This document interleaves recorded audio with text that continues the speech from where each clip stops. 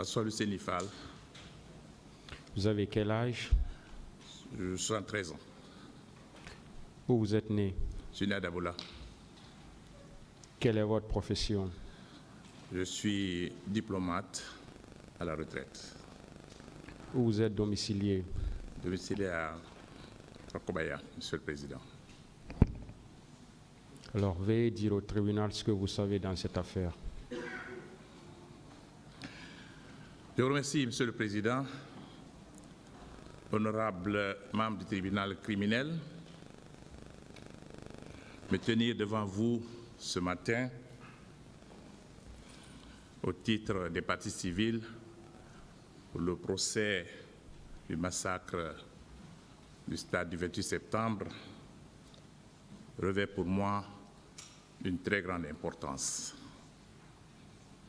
Comme toutes les victimes de ce drame, j'ai attendu 13 années. Durant ces 13 années, j'ai souhaité vivement qu'il y ait un procès. Aujourd'hui, c'est chose faite à la faveur des changements intervenus dans notre pays le 5 septembre 2021. Je me tiens devant vous, Monsieur le Président, non pour accuser une personne, je tiens à le préciser. Je viens ici pour témoigner. Je ne suis pas là non plus pour disculper une personne, ni pour accuser, ni pour disculper. Je tiens à insister sur ces deux termes. Je viens ici aujourd'hui pour plusieurs raisons, Monsieur le Président. D'abord par devoir envers toutes les victimes de ce drame, des centaines de femmes qui ont été violentées, des centaines de personnes qui ont été assassinées, des milliers de personnes qui ont été blessées au cours de ce drame. C'est pour cela que je suis venu. Et je suis ici par devoir, je l'ai dit, parce que je considère cela comme une obligation. Il était de mon devoir de venir ici dire à ce tribunal ce que j'ai vu, ce que j'ai vécu. Et c'est pour ça que je me tiens devant vous. Vous me permettrez, Monsieur le Président, avant de vous donner le film de la journée du 28 septembre, de cette journée funeste, vous me permettez de faire un petit retour en arrière. Et comme vous le savez, Monsieur le Président, au lendemain du drame du 28 septembre, le secrétaire général des Nations Unies, M. Ban Ki-moon, avait dépêché une mission d'enquête internationale à Conakry. Cette mission était conduite par un éminent juriste africain, M. Bedjaoui, Mohamed Bedjaoui, qui a séjourné ici à Conakry et qui, à son retour à New York, a fait rapport au secrétaire général des Nations Unies et au Conseil de sécurité. Et dans ce rapport, la mission estimait que les crimes qui se sont passés à Conakry au stade du 28 septembre étaient des crimes d'une gravité, d'une très grande gravité. Et la mission a qualifié ces crimes de crimes contre l'humanité. Et c'est à ce titre que la Cour pénale internationale a été choisie, a été saisie. Et la Cour pénale saisie, elle a ouvert une enquête préliminaire. Et à la faveur de l'élection présidentielle de 2010, le gouvernement issu de cette élection a décidé, au titre de la complémentarité, d'organiser ce procès ici à Conakry. Vous me permettrez, Monsieur le Président, puisque je parle du statut de Rome, vous me permettrez de vous en parler parce qu'en 1998, j'étais à Rome. J'étais le chef de la délégation guinéenne à la conférence diplomatique qui a négocié et qui a adopté le statut de Rome qui a créé la Cour pénale internationale. J'étais le chef de la délégation, j'étais accompagné par le procureur Yves Aboli. Pendant 3 semaines, les plénipotentiaires ont passé en revue toutes les questions relatives aux grands crimes qui étaient commis un peu partout dans le monde, dans la région des Balkans et surtout en Afrique. Nous avons défini ensemble les crimes qui devaient relever de la compétence de cette nouvelle juridiction internationale. C'est ainsi que nous avons retenu les crimes contre l'humanité, les crimes de guerre, les crimes de génocide, et plus tard, par la conférence des États parties, on a ajouté les crimes d'agression, qui avaient donné d'ailleurs lieu à beaucoup de discussions pour leur définition. Mais finalement, les crimes d'agression ont été admis. Mais au cours de cette conférence diplomatique, il est évident qu'il y avait des questions importantes dont il fallait parler, notamment la responsabilité des chefs d'État et des chefs des armées, qui, par le passé, évoquaient leur immunité pour se mettre à l'abri lorsque ces crimes étaient commis. Les plénipotentiaires ont estimé que, vu la gravité de ces crimes, cette immunité ne pouvait en aucune manière être évoquée. Nous avons donc écarté l'immunité des chefs d'État et des chefs de guerre, les rendant responsables au titre de commandement chaque fois que ces crimes sont commis sous leur autorité. La Cour, ou du moins les plénipotentiaires, ont clairement indiqué ce que le statut de Rome retenait sur cette matière. Nous autres délégations africaines, parlant de la saisine de la Cour pénale internationale, nous n'avons pas voulu laisser cette saisine au procureur de la Cour qui pouvait faire la saisine ex officio, nous l'avons tous admis, ni au Conseil de sécurité qui est garant de la sécurité, la paix et la sécurité du monde. Nous avons estimé qu'il fallait donner une certaine protection pour nos États. C'est dans ce cadre que nous avons insisté pour que la notion de complémentarité soit incluse dans le statut de Rome. En d'autres termes, que chaque fois que ces crimes sont commis dans un pays, la responsabilité première revient à ce pays de décider d'organiser le procès sur son sol. Et cela nous mettait à l'abri de tous les abus. Et cette notion de complémentarité, pour nous, était la pierre angulaire qui nous a permis d'accepter le statut de Rome. Et c'est au nom de cette complémentarité que le gouvernement de 2010, après les élections, que le gouvernement guinéen a demandé l'organisation de ce procès en Guinée. Malheureusement, cela a pris 13 années, je dirais très longues années. Certainement qu'il n'y avait pas suffisamment de volonté politique, mais nous autres victimes, nous n'avons jamais cessé de le faire. J'ai dit tantôt que je le fais par devoir. Je le fais aussi en apparaissant devant vous par solidarité. Solidarité à l'égard de l'autorité de la commission qui s'occupait justement de la protection des victimes. Et je voudrais saluer ici la présence de Mme Asmaou Diallo et saluer sa persévérance et son courage dans une atmosphère de quasi-indifférence. Et personnellement, pendant ces 13 années, plusieurs personnes ne me croyaient pas quand je leur parlais de ce qui s'est passé au stade du 26 septembre. Plusieurs personnes ne pensaient pas qu'on pouvait violer des femmes en pleine journée. Plusieurs personnes ne croyaient pas qu'on a tué des centaines de personnes au stade du 28 septembre. Monsieur le Président, j'y étais. J'étais au stade aux côtés de mes autres compagnons des forces vives. Je ne voudrais pas revenir sur les préparatifs de cette journée.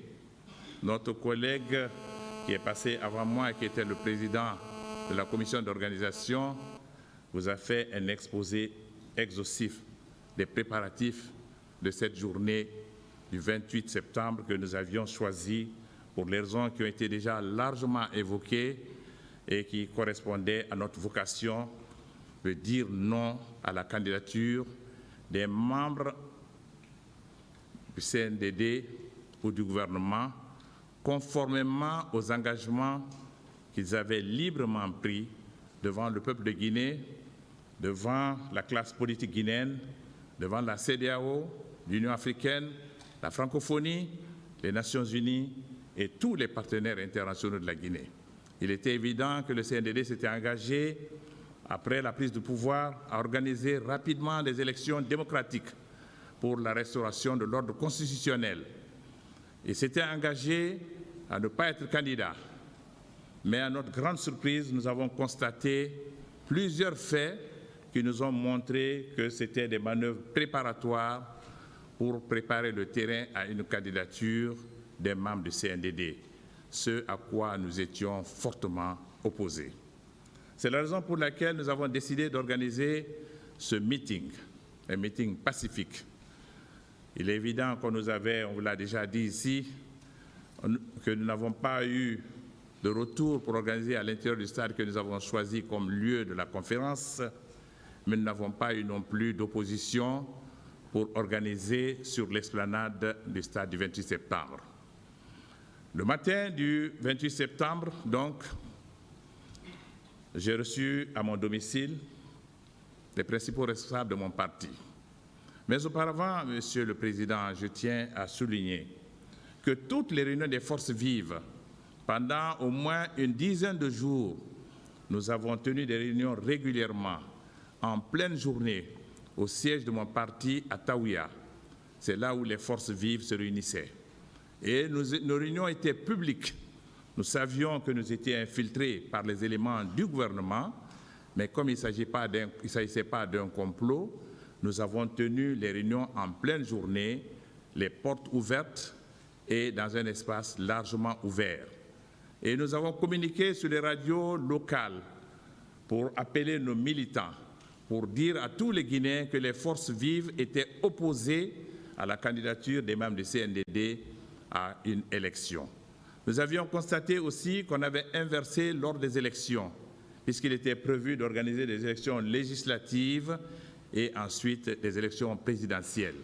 Par des manœuvres par un comité ad hoc qui avait été mis en place, l'ordre des élections avait été renversé et ils avaient mis l'élection présidentielle avant l'élection législative. Ce que nous redoutions à l'époque, c'est ce qui s'est produit malheureusement en Guinée. Après l'élection de 2010, il nous a fallu 3 ans, 3 années de douleur pour pouvoir organiser des élections législatives. Parce que nous qui étions en faveur de l'élection législative avant les présidentielles, nous savions que pour avoir des élections justes, il fallait mettre en place d'abord un Parlement qui aurait donné une image plus réelle des partis politiques sur le terrain et qui correspondait à une espèce de proportionnel. Et que nous savions aussi qu'une fois qu'on aura le Parlement, le chef d'État qui sera élu ne serait pas capable de manipuler les élections pour nous donner un Parlement.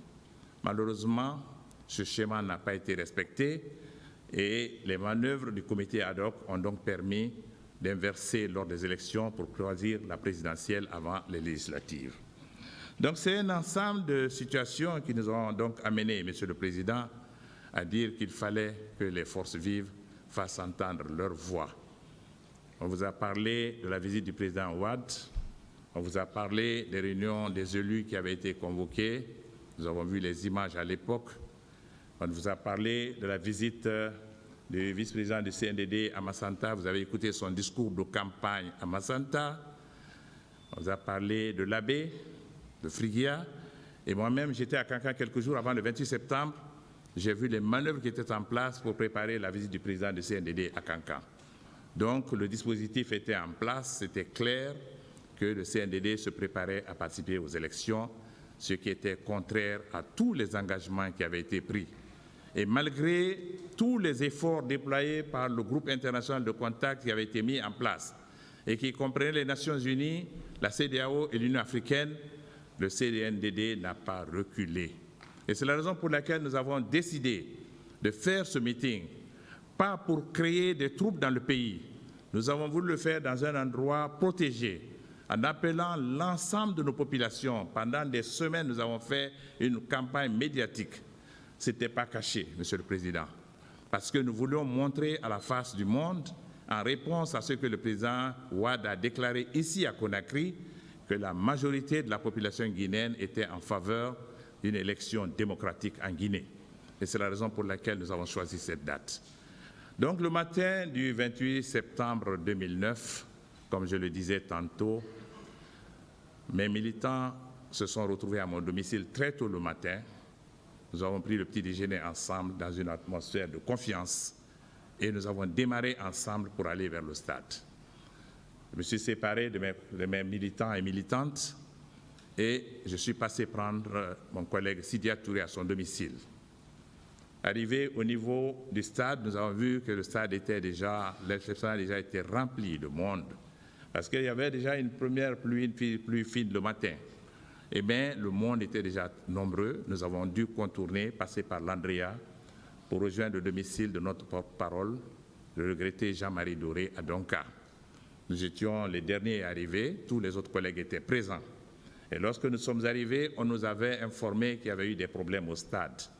Et Jean-Marie nous a informé qu'il attendait une délégation des religieux, mais compte tenu déjà de l'atmosphère vers sur l'esplanade, nous avons estimé qu'il fallait qu'on rejoigne nos compagnons. Parce que je voudrais vous dire, Monsieur le Président, que durant les préparatifs, nous avions pris les engagements sur toutes les radios privées pour dire que cette fois-ci, les premiers responsables seraient présents.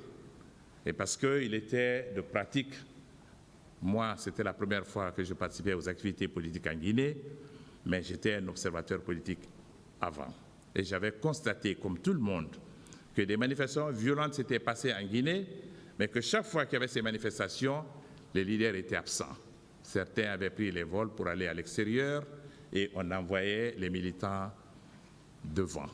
Nous avions donc pris la décision que cette fois-ci, nous serions là, présents et devant nos militants. C'était une décision ferme et tous les premiers responsables étaient présents ce jour-là, à l'exception du président du RPG qui avait quitté Conakry quelques jours plus tôt. C'est ainsi que nous sommes partis du domicile de M. Jean-Marie Doré, situé à Donka, à pied. Nous étions tous là. Et lorsque nous sommes arrivés au niveau de la fondation Fondis, je crois que vous vous rappellerez, ce sera à peu près en face du 2 août et de l'université, c'est là où nous avons rencontré un peloton de gendarmerie qui était commandé par M. Moussa Kegoro Kamara. Il y a eu une longue discussion avec lui souhaitant que nous puissions changer la date.